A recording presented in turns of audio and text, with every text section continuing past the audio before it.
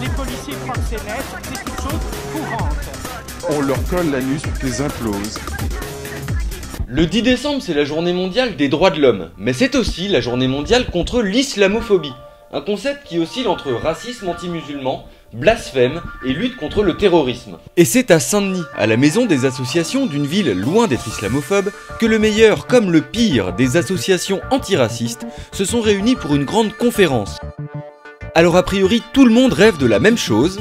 Vivre ensemble. Vivre ensemble. De vivre ensemble. Mais on était surtout venus pour dénoncer. La loi liberticide contre le terrorisme. La France est le seul pays à avoir adopté en fait l'état d'urgence suite à des attentats. Des gens qui se sont fait arrêter chez eux, qui se sont fait tabasser par les RG la nuit, les CRS qui entrent chez eux, qui les tabassent, qui les arrêtent. Se dire islamophobe participe en fait d'un acte patriotique actuellement. Cette détestation programmée de l'islam sert à pouvoir justifier justement la conquête de certains pays arabes. Nos politiques à nous, ce qu'on demande, c'est qu'ils arrêtent de indirectement financer le terrorisme. Ceci dit, au cours de la journée, comme lors de cette table ronde avec Ouria Boutelja, le nec plus ultra de l'antiracisme qui réveille les consciences, on s'étonne peu de la réaction d'un pays qui accumule déjà tant de torts.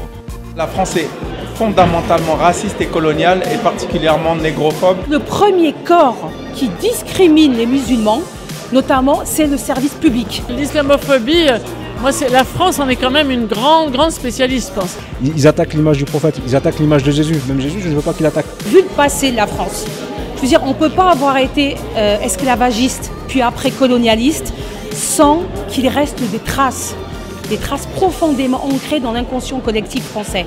Jeunes des banlieues, égale arabe, égale musulman, égale intégriste, égale terroriste. De par exemple Louis XIV en passant par Charles de Gaulle jusqu'à Macron aujourd'hui, pour moi je vois le même colonialisme qui change juste de masque. Voilà, et c'est dans cette France systématiquement raciste, islamophobe, voire antisémite, que samedi prochain, le 16 décembre, plusieurs associations se mobilisent pour la journée mondiale des migrants. On y sera.